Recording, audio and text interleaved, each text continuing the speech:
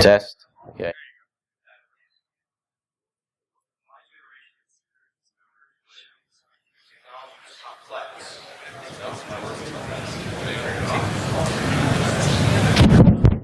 Okay. They still probably heard me.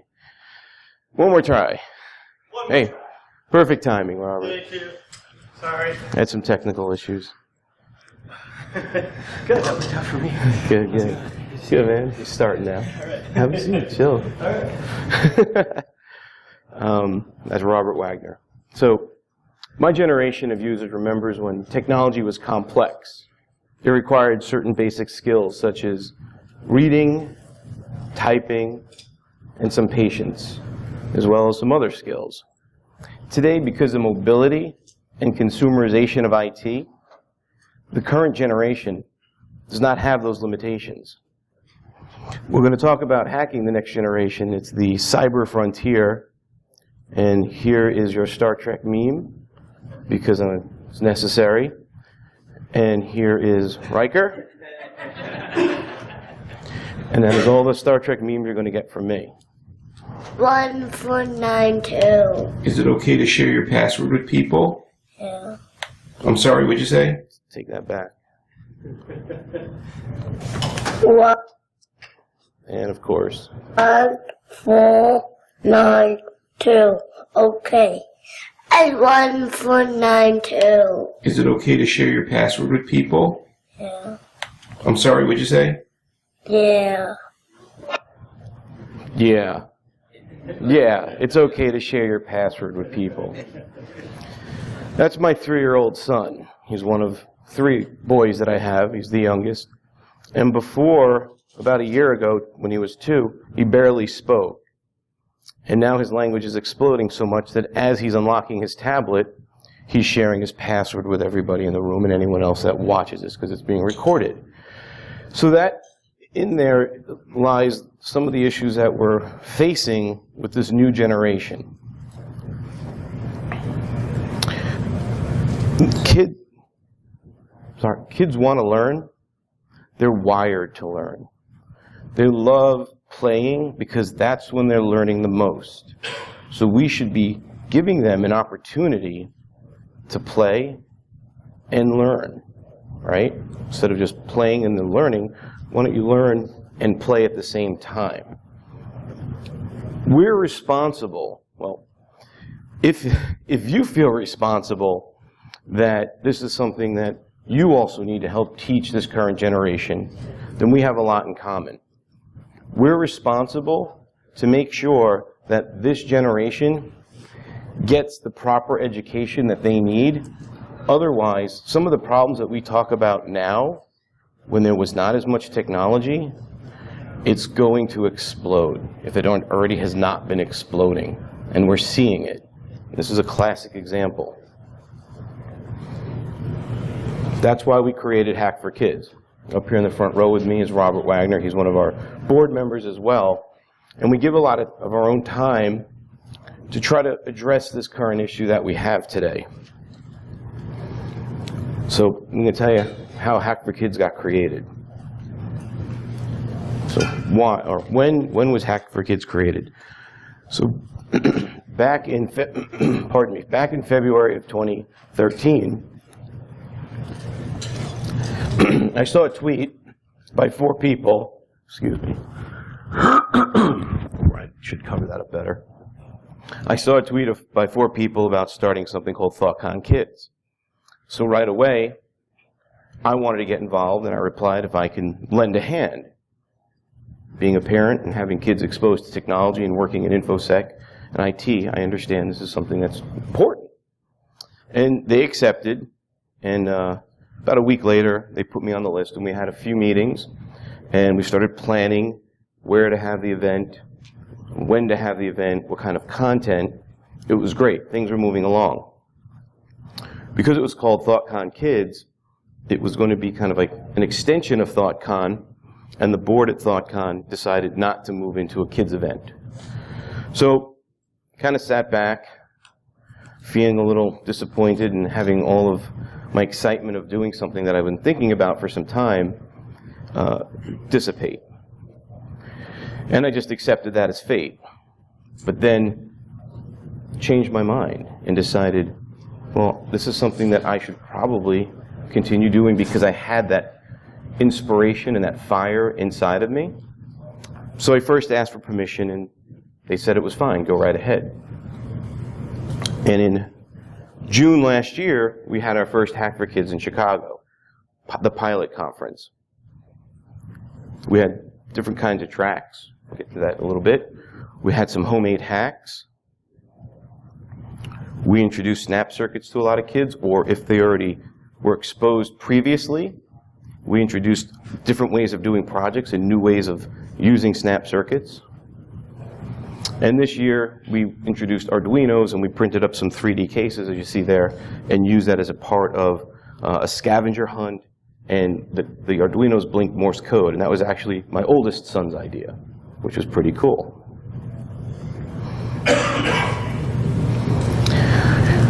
And then, my apologies. And one of the activities, which is just wildly successful, which when one of the staff recommended, we at first, okay, sounds kind of cool, let's try it. We're going to try anything, and definitely try anything that makes sense, was to purchase equipment from Goodwill at a discounted price and give the kids an opportunity to just take it apart, doing technology reverse engineering, which then that table, that area, was later called the Technology Destruction Village, aptly named. And they love it. They love taking it apart. I mean, you can tell the gender of the person here. Obviously, I'm not going to share her identity, but you can see she's having a great time taking something apart. And they didn't want to stop. So what is Hack for Kids? Well, it made sense for us to get registered as first an Illinois not-for-profit, but then an IRS 501c3 public charity. You can see there the filing. By the way, if any of you have ever tried to do this before, it's usually a little bit of a task. Sometimes it's daunting for people. This was filed January 4th, 2015, and approved January 9th, 2015. Thank you. Yeah, here's my pro tip for you. Get the public servants busy right after the new year, and they have like a low bar of work ethic. So what they're going to do is all the little small forms, the bigger ones, they're going to push to the side. So you'll get done first. I used to be a public servant. So one of the things that we've done with Hack for Kids, and that was really very successful, in addition to having our first pilot conference in Chicago, is we decided to go in tandem with other successful conferences. And that's kind of been, I think, part of our secret sauce, is instead of going out there and banging the drum on our own, we partnered with Circle CityCon in Indianapolis. She's on staff. We've partnered with BrewCon. So on October 4th, we're going to be in Belgium, the Sunday just before BrewCon, so we're going to be doing something there. Yeah, we are. You didn't know?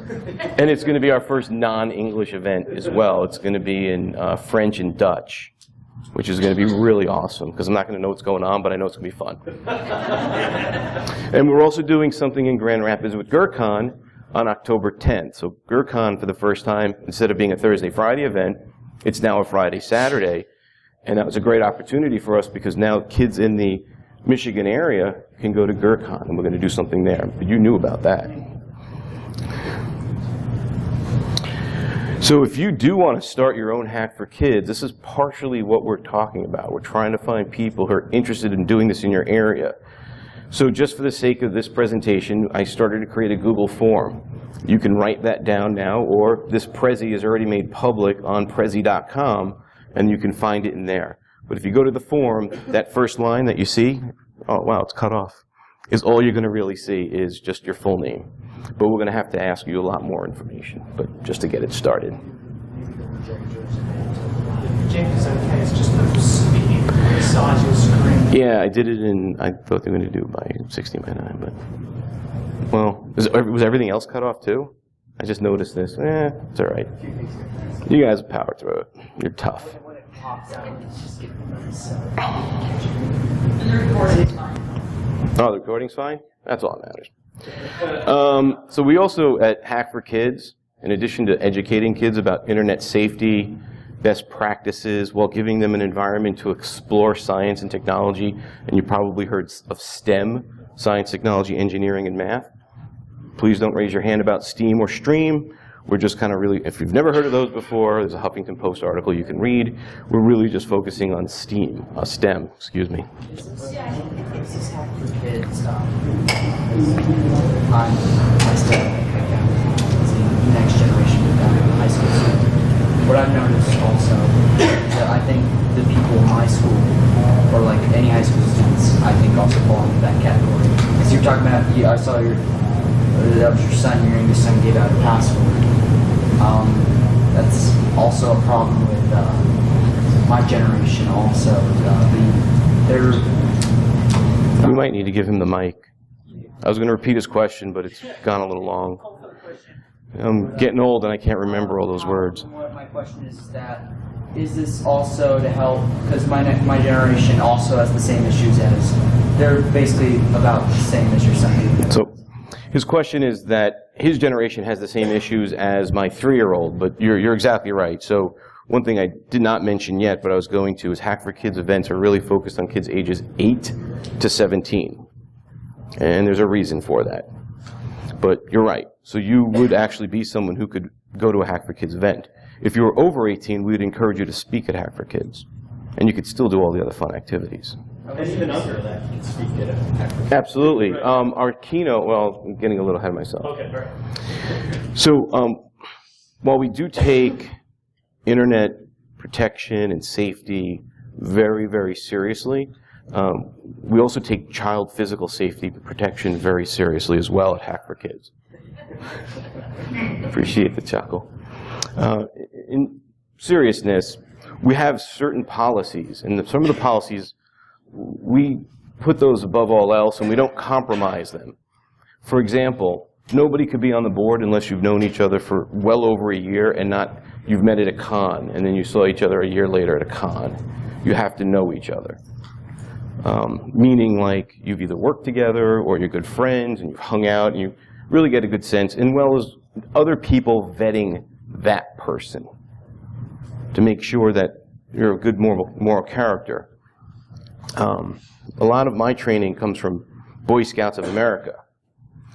Regardless of what you feel about their politics, and they've actually made some really good changes in the past week, if you haven't heard the news, which we're not going to get into. They had some issues with people's certain lifestyles, and that's all been lifted, which is great. So I think you guys should applaud them for that. Seriously, you should applaud them for that. So they're very open now, but the training that comes from the Boy Scouts of America has helped me understand what the young mind wants to learn about and how they want to learn. You could teach them whatever you think they need to learn, but if you're not giving it to them in the format they want to consume, you're wasting your time. But the protection that the Boy Scouts have is we've adopted a 2-to-1 ratio, which means there will always be at least 2 adults to 1 youth. We will never have a 1-to-1. It protects both parties. It protects the youth from anybody that might be a predator, or that could be a life-changing event, whatever that means, as well as the adult may be falling victim to somebody with a creative imagination, and that being a life-changing event. So that's something to keep in mind if you think about doing this. This is very serious. We have other policies such as no mobile phones in the restroom. You can put your phone in your pocket, take care of your business, and leave. It can wait. Why? Again, the assumption of what might be, or the perception of what might be happening. Protect yourself, put your phone away. Some of the other things that we also do is, part of the vetting, the folks, okay, you could read that, is the volunteers. We don't make our volunteer form public for anyone. Amanda can attest to that. I've known Amanda for a little over a year now. And I asked several people about Amanda who knew her longer than a year, and then I gave her the URL that was hidden on our webpage to fill out a form. Because we just don't want anyone off the street to comb over. Get it? You gotta read it. I still don't get it. I still don't get it. Oh, he's got no hair. What parts of the country does the Hacker Kids cover? We're getting to that. The question was what parts of the countries are we in? But we're going to get to that. I guess you could say that joke is over my head.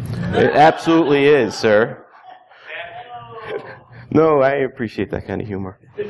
So even the photography of people on staff is in a controlled form. They'll put it on an SD card, and it goes from them to me.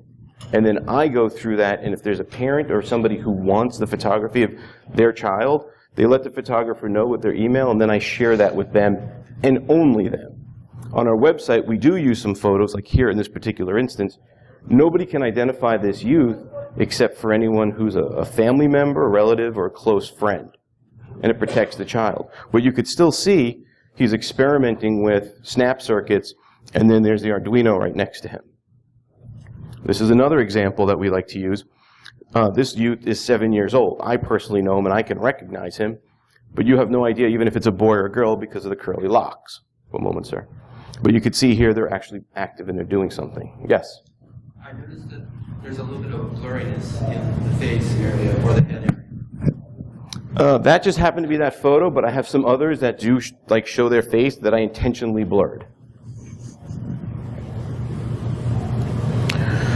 This was the badge that we printed this year, and there's a story behind it, but I'll spare you, and it was actually a 3D printing accident. But it was a really nice badge, and what's really nice is the bottom where it says Chicago, we can custom that to every location. We're going to come up with a new badge next year, but we also have the year, so it's a really nice memento for the kids. And this white badge is specific to the tyros. Tyros are what we call the youths that go to Hack for Kids. Tyro means learned or a young learner, almost like a Padawan. I'm sure you've heard that word before. You can relate to that. The adult badges would be white, but they don't have the Tyro symbol. We created the Tyro symbol just for the kids to have something to identify with, something that is theirs. That symbol that you see there, while it looks like an arrow, it's actually like a Nordic rune shape, which is kind of like the arrow. It's a little more pointed here in this case, which it's called the Tyr, T-Y-R. Tyro spelled T-Y-R-O. The Tyr means strength and warrior, right? The circle completes the word Tyro, and the circle represents the unity of the hacker community. And if you're on Twitter, don't giggle. And the hacker's quest of never-ending knowledge. Because as you know, once you've solved a problem, or you've changed something and you've kind of flipped it around and looked at it a different way, you kind of turn it sideways. You might put it on a different bias. You never stop looking at things to improve them. So that's their symbol. If they're a speaker, they get a blue version with the Tyro, but if it's an adult speaker, they don't have the Tyro symbol at all, because they're not a Tyro. We call the adults Pones, short for chaperone, but it also sounds like another word you might know. And the staff are admins. So kind of give you some of the nomenclature. So why and where? This young man asked that question. Why and where Hack for Kids? Well, before we get into the where, here's the why. Well, you may have heard of Roots Asylum, previously known as DEF CON Kids, a fantastic kids ethical hacking conference. That was my first exposure to this particular type of medium. And immediately I was taken, and I wanted to bring my son, who was turning 8, but my oldest son, and at that point in time I realized, do I really want to spend a week in Vegas with a 7, almost 8-year-old? No. Long nights, or late nights, a little bit of sleep, odd meals, early mornings, and it's Vegas, right? So I kind of tabled that, and that was also part of what lit the fire in me to create Hack for Kids. There's another conference in San Jose known as Hack Kids. You may have heard of them. You go to hackkids.org. another great conference. But the thing about these two particular conferences is that they're in the West Coast. Roots is in Vegas, Hack Kids is in San Jose. What about the rest of the country, which is pretty much what you're asking. So that's why one of the things that we wanted to do at Hack for Kids is really kind of start to think much broader. One point I'd like to make here is I view these two organizations as partners or allies or people that have the same mission and passion for what we're doing, and not as competitors. And I've seen some communications on the internet that there was some type of competition or rivalry, but not from them, from other people. And I just really want to make this point clear. If your idea of productizing internet safety for children is what you want to do in an event, this is not for you. Don't do it. We want to teach the next generation what the dangers of the upcoming future. He said we want to teach the next generation about the dangers of what's coming in the future, correct? So fast. Exactly. Mobility.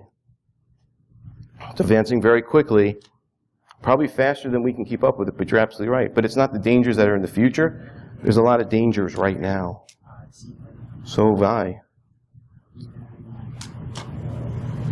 But what I think it's funny though is that you see that, but you also see how the kids now are getting younger.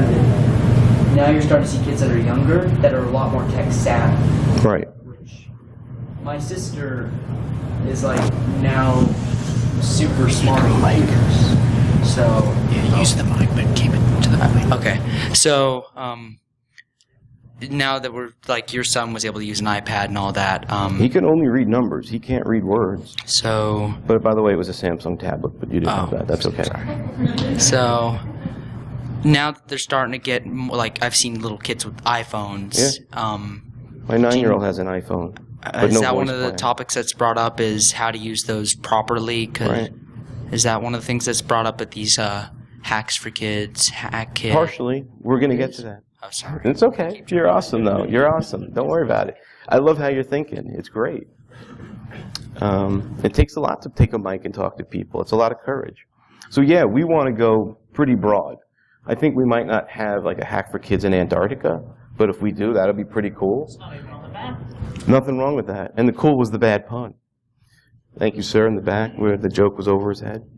But what we want to do is really kind of open it up sort of like a franchise. So if you're, oh yeah, I got cut off. I'll just back up one.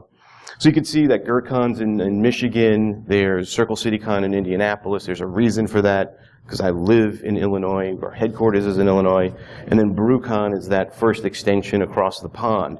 We'd like to go to other countries. Scalability is a problem. There's me, there's Robert, there's a few other people on staff, but we have day jobs. So that's why we're looking to the community. If you're interested in doing this, if you have some experience, and you really want to participate, and this lights a fire in you, talk to us. Give us your business card. We'll talk to you. But we also need you to rely on you to take the initiative. Be the leader in your region. We will give you the framework. We will give you the guidelines. We will even give you some funding if we have it. So it's not something that where you're all alone trying to figure it out. We know how hard that is. So who we, or I guess maybe who Hack for Kids, how we're affecting, I think I might have not been too good. So the kinds of columns of content that we provide, now I'm going to answer your question. We provide speaking tracks, activity lab stations, we just call activity stations. They're all very hands-on, as well as workshops. Go a little deeper into that. Oh, and very importantly, in case you recognize him, he's right there. We're partnered with the ISC Squared Foundation. You heard of somebody who has their like CISSP or one of those exam or certifications from ISC Squared. We've partnered with them, but they have a foundation portion which is very focused on youth safe and security online, or safe and secure online is the presentation Robert was giving there, and that is mandatory at every Hack for Kids. That's where the kids are learning how to be safer. It's not just about keeping your password or saying it in your mind and not your voice, but creating a good password, 1492 is the year Columbus sailed the ocean blue. So it's an easy password while teaching him some history, but we want something that's a little bit more secure. We want them not to be downloading fake malware. We don't want them to be doing something on the internet because they can. Just because you could be anonymous and troll somebody doesn't mean that it's the right thing to do. You don't want it done to you, don't do it to others. We've been told that our entire lives. But being anonymous makes it that much easier to be eviler. So we do teach kids how to protect the victim in a bullying situation or cyberbullying situation, how to disarm the audience, which are the people who are laughing along with the bully, and to completely disarm the participants who are the bullies in the whole event. We don't like cyberbullying, and that's something that we do try to emphasize and really teach the kids not just not to be bullied, but to also get involved if they see bullying and to stop it. Yes, sir? The Safe and Secure Online presentations do require, it's gated access, it requires an account through ISC Squared, and in order to do that, the qualifications are a CISSP, as well as going through their training. They do a background check on every individual, as well as some training. I meant, do you have, is that information, the education available online? So if people want to learn how to be safe online and all those things you described. Perfect. We don't have that. We have other types of information in our library, but there are websites like ChildNet or Safe and Secure Online, which is another, or Stay Safe Online is another great website that has a lot of that information. If you just type in Safe and Secure Online, you'll find copious amounts of data. Which we didn't want to just be another Me Too and have it, because there's a lot of it out there. Sorry, Robert? I was just going to say, a lot of their material has been ported out to other sites. Absolutely. Stuff, but, you know, it changed a little bit to prevent copyright infringement, but most of it is widely available. Yeah. One of the best parts of this Safe and Secure Online is they spend a lot of time and money creating about a 10-minute video of a kid or teenager, probably around your age. He said he was 16. Being cyberbullied by classmates in high school, and it was a UK setting. Not much dialogue, but a lot of music. Just kind of really set a tone that when that video is over, everybody just is quiet in the room and thinking through what happened. I mean, just talking about it just gives me chills. You got to see it for yourself, and it lets you know the victim in that story turns out to be okay, but the bully gets arrested because cyberbullying is illegal, if anybody was unaware. So this year we were fortunate to have our first keynote, and our first keynote, you can see here is Ruben Paul, who's a 9-year-old CEO. You may have heard of him already. He's an awesome guy. He's an awesome guy. He started speaking at DerbyCon last year when he was 8, and now he's 9, and he's an international speaker, and he's achieved more in 1 year than some adults do in their entire career. It's amazing. He's a bright kid, great kid, but he's also, he does other things in technology. He goes out and does martial arts and the whatnot. So we're very fortunate enough to have him in Chicago this year. So the activity station, so this is one STEM example. The challenge for the kids was to create, actually I'll just kind of jump to that, was to create a popsicle stick catapult out of popsicle sticks, glue gun, rubber band, and a plastic spoon.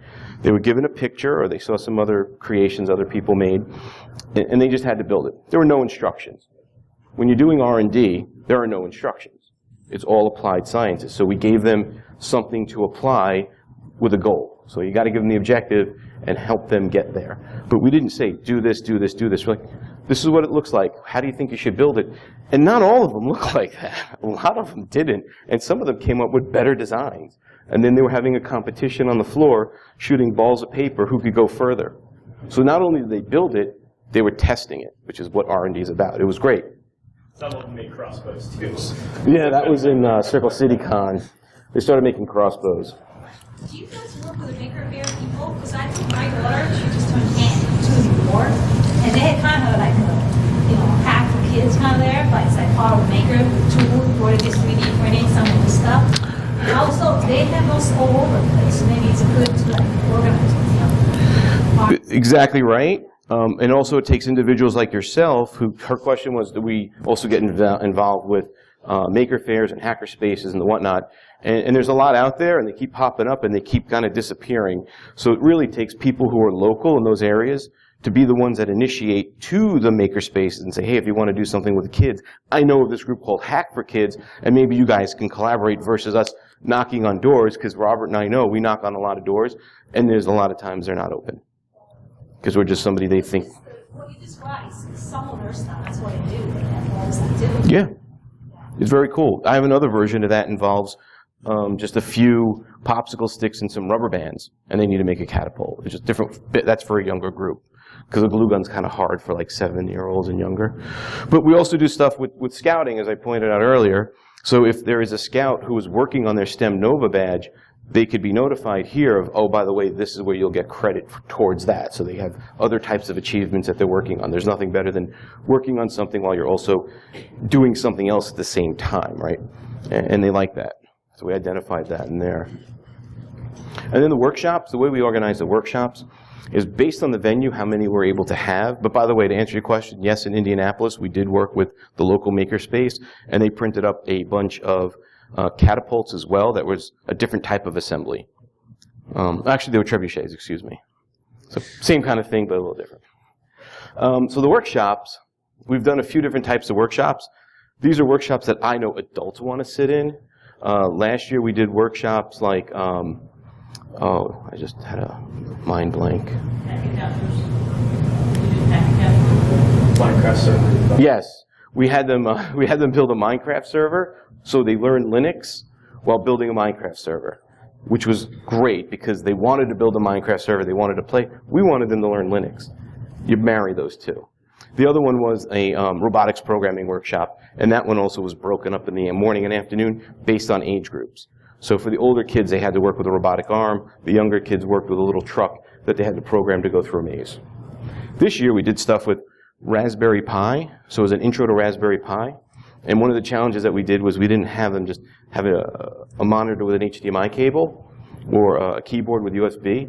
We had them booted up. We knew the MAC address of the adapter. We told them the IP, and then they had to use XRDP in order to get to the Pi. So they learned that maybe at home, if they don't have all the resources they need, how to be resourceful, how to figure certain things out. Or should I say all the equipment at home and teach them how to be resourceful. Once they got through that, then there was a Python script that was pre-written for them. We walked them through that, and what that was doing is it was using the GPIOs to talk to a robotic servo motor. So they were starting to learn the fundamentals of robotics as well, all within a 4-hour workshop. So all this workshop really is a volunteer basis. The reason I asked that is because IT Tech Team, you know, the big, I know about IT. big profit company. Could you say your question over, please? Yes, I said this workshop all volunteer and free, so we can reach lower income people. Because I know, I sent my daughter to the tech camp. They're $1,000 a week for the IT tech camp.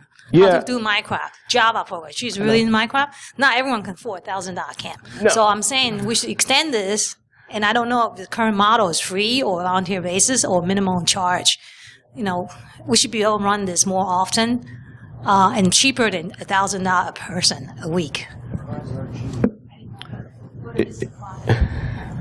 It is a lot less than $1,000. I did send one of my kids to ID Tech one year. I will keep my opinion to myself because I know I'm being recorded. But it was a good school. But you're right. We generally charge for the kids, for the Tyros, $40 for entry. $40 includes a shirt, a badge, stickers, a prize, and lunch. See if you can get all that in under $40. And if you can help us. But you won't. That's hard. For 100 people plus. So that's why I'm surprised that we can, we should be able to get funding. You'd think. ID Tech can charge that much money in school. I try to sign my daughter up. It's always Well, and for adults, we only charge $25. Because the adults, they're going to get a shirt, they're going to get a badge, they're going to eat. And we're in downtown Chicago. So we were in the city. You know, go to lunch, you're going to pay $10 or more. The workshop, that one was a Web Hacking Exposed Bounty Hunter edition, so it had a Star Wars theme, and the kids were learning about web apps and how to attack a poorly made web app, and as well as how to fix the code. That was free. So you paid your regular $40, you could go to one workshop. The one with the Raspberry Pi, because the kids left with the equipment, we split the difference at about $39. Yeah. That's good. But I know for a fact most parents, on the average, pay $220 per week just for any student, right? So, okay. We're one day, though. We're not, a whole week, but we're one day on the Saturday, packed filled with fun and learning, and sometimes you get to walk away with a Raspberry Pi, but I haven't even gotten to the prizes yet. We're pretty darn generous at Hack for Kids. We're working on it. I know somebody in Atlanta that wanted to do it in Atlanta. That's the problem. They get excited, and they fizzle. People want to do it. I know people in Austin. I want to do it in Austin. People get excited, they get busy with life, and it fizzles. And for Robert and I to keep pestering people, we only have so many friends, and we're losing some of them because they keep helping us with Hack for Kids. You'd think. But Amanda's great. She helps us. She helps everybody. So I know she won't go away. But some other people, you might get one time out of them. And that's cool. You don't blame them. But you're right. We don't pay anyone. Everybody volunteers. Nobody on staff gets paid. We could pay you, you said? Oh, I can't get rid of her. I know. You're like luggage. So just to kind of give you what we did in Chicago, we had, for example, the Python for Kids. So if you heard of Python for Kids, that's the No Starch Press book, who was very generous, and they sponsored, and they gave us some books to give away. And with their permission, we were able to use the name for the course, it was actually an activity station. And it was really designed, and it's just another example, we did several things, but just to kind of give you a clue, it was about the first 4 chapters and then the 6th chapter within the book, and it was like really fast tracked. So it was, here's Hello World, here's how to accept raw input, here's how to output your input, here's how to make a list. So like the second exercise is, who are you? You type your name and it says, oh, how do you feel today? Very simple stuff, but they're learning the fundamentals. The next one with the list was just teaching them how to collect data and store it, which is like an array, and then drawing shapes, which then they all love the graphic part. So it was just importing the turtle module within Python. Then we did something like, here's your challenge. Now that you've done your exercises, we've created a challenge, or I think this might have been out of the book, called Dizzy Turtle. Yeah, I got this screenshot from the book. And it was just basically a for loop, about 10 or 11 lines of code, just to teach them how to create this concentric square, but yet just kind of do it in a loop and know how to make the distance a little less, just basic like flow control. And then this other one was another challenge, was make 2 lists of your favorite things and then join them. Because that's kind of how a database works, right? You have information, and then you do a join. And it just gives them the idea of what programming looks like from that perspective. And then the Fibonacci series. That was a tough challenge. Nobody got that one. Pascal's triangle. Pascal's triangle? That's related to. Oh, they're adding the sides and the numbers? You add them diagonally. You add them diagonally, he said. You really want to go to Hack for Kids, don't you? And the last bit at the bottom, where it says some content for the activity was taken from the book, give credit where you cite your sources, and also state if you have permission to do this. It's very important, because this is going to go on our website. It's going to be open for global viewing, and there's going to be some trolls who come back and say things negative. There are trolls on the internet now that even have said some negative things about us. And what could we have done wrong? There's just people that have free time and a lot of hate. Makes no sense. So on our website, if you want to see some of this content, this is what it looks like right now. You go to hackforkids.com, click on the library, and here's content from 2014. So we want to share this stuff. We don't want to keep it to ourselves. So we charge a little bit of money, but then we make all the information as free as we can. We have some presentations. Here's the Minecraft workshop notes, so you can build your own Minecraft server if you want. Here's some crypto challenges. So have you ever done a crypto challenge and you have like base 64 and you copy and paste it and you drop it in some kind of decoder online, and guess what happens? There's your plain text, right? You're decoded. Well, these are all graphic images, so they have to type it in. No shortcuts. But we're going to take the content from this year and put that online as well and expand it, because we have a lot of new content. Prizes. At the end of every conference, because every time the tyros are going to an activity station, they go to a presentation, they go to a workshop, they earn a token. Some kind of incentive for them to continue participating in as many activities as they can, so they get as much exposure to all the content that we have. At the end of the day, They give us those tokens, and then that's a drawing. Oh, sorry, that's an entry into a drawing that we have. So we put it into a hat, and we kind of swirl it around and pull it out, and their name would be on it, and then we call them, and they can come up and pick whatever prize is on the table. What we're doing this year is I was able to get some virtual Minecraft servers online at cloud at cost. So that's a grand prize. That's over $100 value. Yeah, it's an awesome prize. It was like $156. We got it at a discount, and all the grand prize winners have gotten one, and they all loved it, and they were all super happy. And sometimes there were kids crying that they didn't get it, right? Minecraft's like the thing. Everybody I know. Minecraft is. It's good stuff. Man, 16-bit graphics are underrated. Minecraft's great, even for development, learning Java. In this particular case, this is a snap circuit. Unfortunately, Elenco, who's the creator of this award-winning kit for just teaching electrical engineering and projects, is like in the next town over where I live. So I was able to go over there, and they donated a bunch of these kits. This kit retails about $150 when we got it. Exactly, and they gave us 3. But they also gave us some smaller kits that the kids could use. You could build an AM radio with this. Pretty cool stuff. The adults love it. The adults go in there and they're building the radios and the projects, and they're kind of tweaking with the electronics. So, the kids have a great time too. Again, No Starch Press, they gave us 7 books, Python for Kids, which is one of their really most popular kids book. They gave us a couple copies to give away. Arduinos, give them a nice platform. They can go and they can develop with it, build some sketches. We also printed their own 3D case. So you saw the black ones before. We printed special white ones for the kids to match their badge. And then my personal favorite, last year at DEF CON, if you guys have been to the Hardware Hacking Village, there's the DC Darknet badges. I love these things. They donated 4 of these things to us.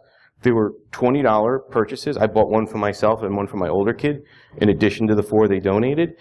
And the kids, when they learned in the 18 mega, what is it, a 238 chip, or 328 chip, there was a TV Be Gone sketch uploaded. They all wanted it when they learned what a TV Gone. If you don't know what a TV Be Gone is, you can go to Best Buy, you can push a button, and then the TVs go off. Pretty fun prank. They all wanted it. So this $20 soldering kit, kids cried when they didn't get this. And other kids, where they had the choice between that and the snap circuit set, they were moving to that, and you could see their parents kind of turning them, no, grab the $150 snap circuit kit. That's your prize. Save me the money. Because they can't get this. You can only get this at DEF CON. And they're donating more to us this year, which is great. So I love the DEF CON Hardware Hacking Village. It's great community support. So again, the gifts. Oh, we do gift cards. We do a lot of different things. We try to get creative and also change it up. So the kids get money. I mean, they can go spend it wherever. So how do we know Hack for Kids is successful? It's very hard to know where we're successful specifically with the safe and secure online. That is definitely where we need feedback from parents if we need to know. But specifically, we're just hoping in that case that the message is coming across, but we keep repeating the message. Eventually it'll get through to them. We also do things with surveys. So in this particular case, we had a survey in Chicago. And if you're going to do surveys, surveys are really hard to do. They look simple, but they're really hard to do. If you could look at this first one that says, how many Hack for Kids attended, including this one, Circle 1? When I wrote that, it was probably at midnight, and I was really tired. And when I read it to my 9-year-old, he knew exactly what I was thinking. When I read it to my wife, she came up with a different answer. Not that it was wrong, because I know she's going to watch this later, and I don't want to get in trouble. But it was a different way to read it. In fact, the adults that answered some of the surveys for their kids, they read it the same way and understood it the way my wife did. But my son knew, I'm asking, how many Hack for Kids did you go to? And some people actually wrote the number 4. But that's not a choice. So surveys are really hard, because we've only had 3 Hack for Kids. And I only know 1 kid that's been to all 3. When someone writes 4, what do I do with that data? They're really hard. We don't ask anything about PII, such as age or their name or anything like that. I mean, during the registration, the parents can choose to put that in there or not. But when we do surveys, we want them to be really blind and anonymous. But we did ask a range, because we want to understand how many kids that were younger than 8 showed up this year. And we had, I think it was about 5 kids. Well, actually, I got some there. But, so we did a range, like younger than 8, 8 to 12, 13 to 17. And then we wanted some stats on gender. But when then you actually kind of zoom into this here a little bit more, you can see here's all the different categories, and then the columns of 1, poor, didn't like it, 5, excellent, loved it. And we did this right before we gave out the prizes, so it was kind of like a Puranic feeding frenzy where the kids were just filling them out because they wanted to get to the prizes. And some of them were just circling 1s. So that completely throws off your data. Or they would circle. So one of the requirements, you can only go to one workshop, which is 1 and 2, and they did both. So which is the right one? I don't know. Could I have done it online? Yeah, but we're going to have people like a line in front of computers. So it's a really hard thing. It's a really difficult thing to do surveys. Oh, wow, that infographic didn't work too well. I actually finished this last night at 3 a.m., so I apologize. I really wanted to make it a lot better. But some quick stats. The participants kind of going top down. This year we had 53 people registered. We had about 50, 51 show up. Compared to last year, we had 40, and these are just kids. 40 kids registered in Chicago, and 38 showed up, and 2 went home early because they didn't feel well, which is why we require parents to be there in case something goes wrong, because something will go wrong. Who attended previously, which is that survey question. So the first row is 36 boys and 12 girls. That was their first Hack for Kids in Chicago, which I think is pretty cool. So the word got out. But what happened to all the other people that were there last year? I know 2 boys and 2 girls were at 2 Hack for Kids previously, but there was also 1 kid that went to Indianapolis and then Chicago, but we never got a survey from him. Or if we did, they didn't quite understand the question. So that, again, the data, it's not clean, and it's hard to normalize. And then 1 kid at the bottom was my kid, who went to 3. Yeah, he likes to go. Age ranges, you can see here is a percentile, and then the shape of the donut. There was, interestingly enough, there was a higher percentage of kids under 8 than over 13. Don't know why, but tell your friends. 8 to 12, that seems to be our sweet spot. That's fine because a parent make them go. The kids want. Somebody showed me a text yesterday. I ran into them in a club, and they go, it was a text from the kid to the parent. I want to go to the Hack for Kids conference because they went last year. They wanted to go again this year. So the kids are asking. Which activity stations most popular was the Technology Destruction Village? Obviously why. But the most attended was the Lockpicking Village, which again, I would be there too all day if I could. Some other stats here. In the Lockpicking Village, we had 28 kids go, 5, so almost all of them did like 1 through 4 pins, but we see here there was 12 who did 5-pin locks, 8 who did 6-pin locks, and 9 who were able to get out of the cuffs. And there were some kids that just went for the cuffs and were done. Yeah, a little bit, me too. But 3, which are the red, did everything, which is really cool. This is like the last 2 minutes, 1 or 2 minutes. Network security section, we had 9 kids go there. All 9 kids did the exercises, but only 7 were able to do the hidden file challenge. There were some other challenges where they had to look at some packet data, which took them to an image on our website. They had to get the image from the website, so they had to find the URL. And then in the image, there was a hidden message, so they had to find the message, which is pretty fun. Sorry? It wasn't in the EXIF data. It was something else. It was hidden somewhere else. I'm not going to tell you because you might want to do that one day. So Python for Kids, we had 10 kids show up to that activity station. We had 10 kids do all the exercises up to number 3, and only 2 were able to get as far as 2 challenges. Nobody was able to do the Fibonacci. Spy math, we had 12. This was cryptographic challenges, like number theory and stuff like that. But if you say, hey, you want to do some advanced math proofing, we're not going to have anyone show up. But if you call it spy math, you get 12 kids show up. And that was Robert's name. So we had 7 of 8 show up. So I'm sorry, out of the 8 challenges that they had to do, 7 were done by 7 kids. And then 2 kids were doing proofs. And they were not in high school, which is really impressive. There was 1 kid that loved crypto so much. I call this payday. We were in Indianapolis. He showed up, had no idea what Hack for Kids is. He goes right to the crypto challenges. He sat there and said, I love this. And I was like, did you ever do this before? He goes, no, and I'm going to be here all day until I do all of these challenges.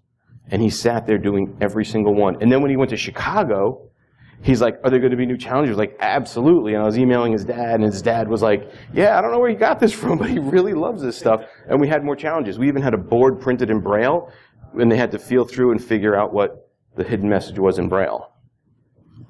And then the Technology Destruction Village, we had 14 kids show up. They had to identify 7 electronic components.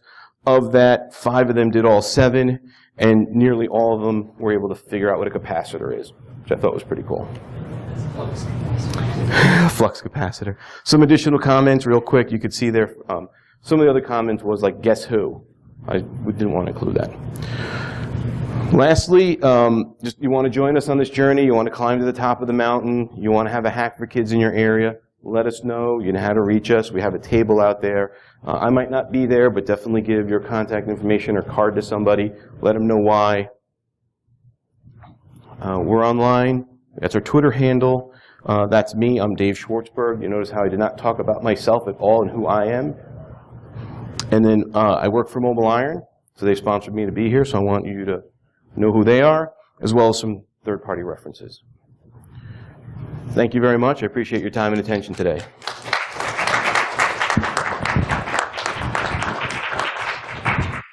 I think we have time for 1 or 2 questions before the next speaker, if anyone has one.